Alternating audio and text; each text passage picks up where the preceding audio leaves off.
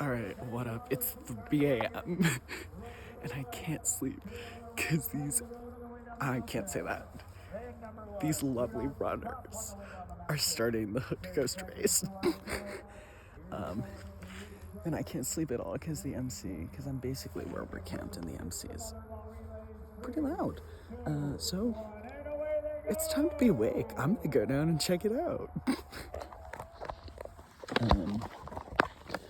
Yeah, I figure if I can't sleep, I'm not gonna be able to sleep.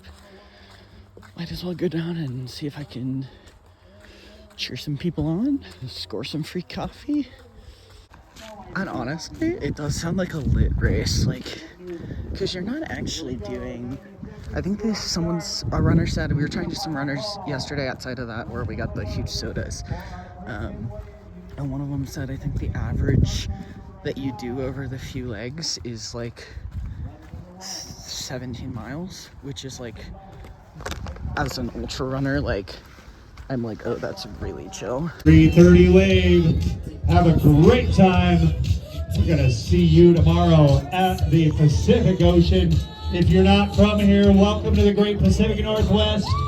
Have a great time. Here we go. In 3, 2, 1, and away they go.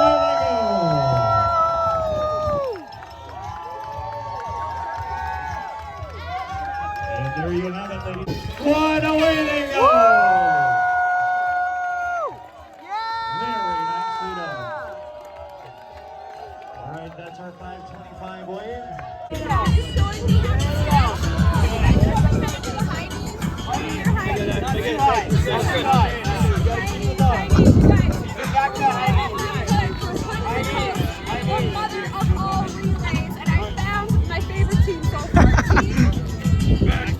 Let's go back. 540 is going to be our next wave. If you look off to the east, you can see the most amazing sunrise.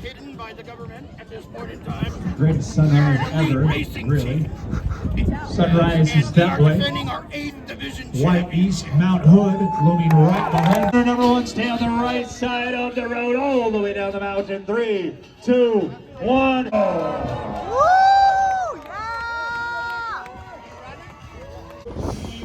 Okay, I was watching and cheering people on from 3 to 6, but I fear I'm growing a little weary and a little cold, so I'm gonna go to the lodge and hang out. The breakfast buffet doesn't open till 8.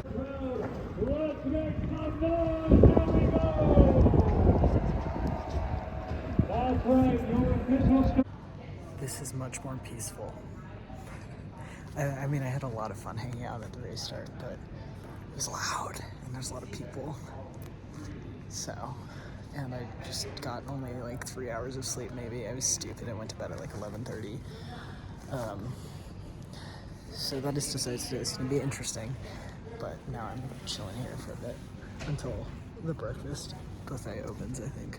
Legendary Timberline Lodge buffet. Alrighty, it's about noon. I'm heading back up to my tent. I'm gonna try to put my earplugs in and take a nap for a few hours because I just otherwise I don't think hiking will go very well at all. And I mean, I guess I'm just gonna do something that'll probably totally screw with my sleep schedule because I need to get at least 10 miles in, but I really want to get 15 or 20. So I think I'm gonna sleep for a few hours and then just go for it and try to go through the night. It's 3:30. I did sleep quite well, which is really good. But I need to leave, so I'm gonna eat food and then back up and leave, and yeah. Alrighty, it's 4:30. I'm finally heading out about 24 hours after I got here, so don't know if that counts as a 0 or not. We'll see how it goes. It's beautiful around here. I think the only negative to night hiking will be that I won't be able to see any of it. yeah, I've absolutely loved Oregon, and I'm so excited for Washington because I think it'll be just as, if not more, beautiful, especially with like Goat Rocks and like the Cascades and stuff like that. So very excited, and I'll be there in like 2 days maybe. There's a cool little tiny bit waterfall. It's 6:15. I'm having first dinner of ramen at a water source. There is plenty of water along this stretch, which is really nice. I probably will stop for a second dinner, just because like if I'm gonna be up until like 11, like I'm gonna want that. But I feel like this is good timing for now. I've been thinking, based on feeling nauseous the last several days, especially after lunch, I think that I need to do a lot more snacking throughout the day. I also haven't weighed myself since Bernie. So, I mean, I know I'm doing fine enough because it's not like drastically noticeable to me. Like I still fit my clothes-ish, but I would like to know that. But my point was, I think I need to do a lot more snacking throughout the day because I'm really bad at snacking. I snack once on my morning break, and that's usually it. I mean, I eat my snacks, but like with meals. And I think I need to do way more snacking throughout the day, and maybe have slightly smaller meals, especially lunch. But I don't know. So I think I'm gonna try that going forward.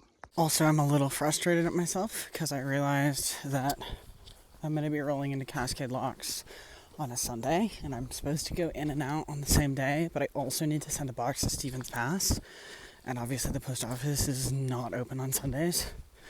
And so I don't know, like, I'll have to look at my plans. I mean, and I have buffers, so it's fine that I get held up a little bit, but I have to look at my plans and figure out if I think it's going to be faster / more convenient to hang around in Cascade Locks until Monday.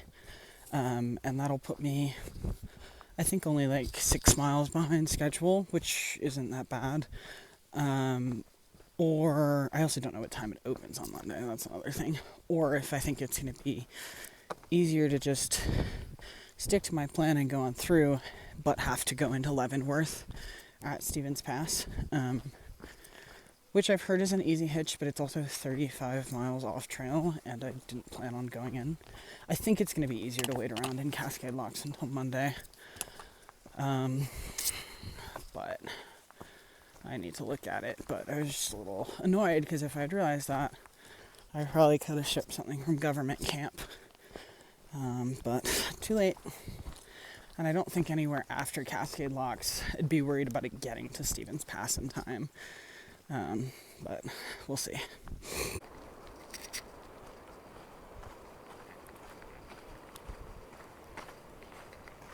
It's 8 p.m. and the sun's gonna be like down soon. It's like at least below the ridge now, but I really can't decide. I'm getting close to like the 10-mile mark, which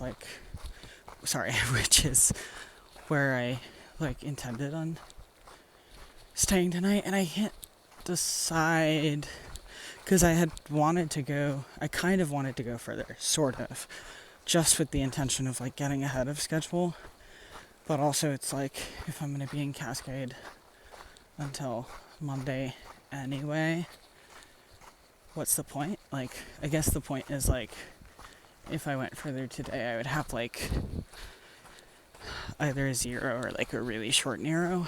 But even if I don't go further today, I'll have only 10 miles into Cascade Locks, which is not a ton. And also I'm like, I don't know, I like the idea of night hiking. Like, it sounds fun, but I'm like, maybe I shouldn't screw over my sleep schedule. Maybe I won't. I don't know. I still have maybe 20 minutes to figure that out. I think I'm going to be tempted just to set up camp. That's probably what I'm going to do, honestly. I feel like it doesn't show up amazing on video, but Mount Hood is really pretty in this kind of like dim dusky lighting.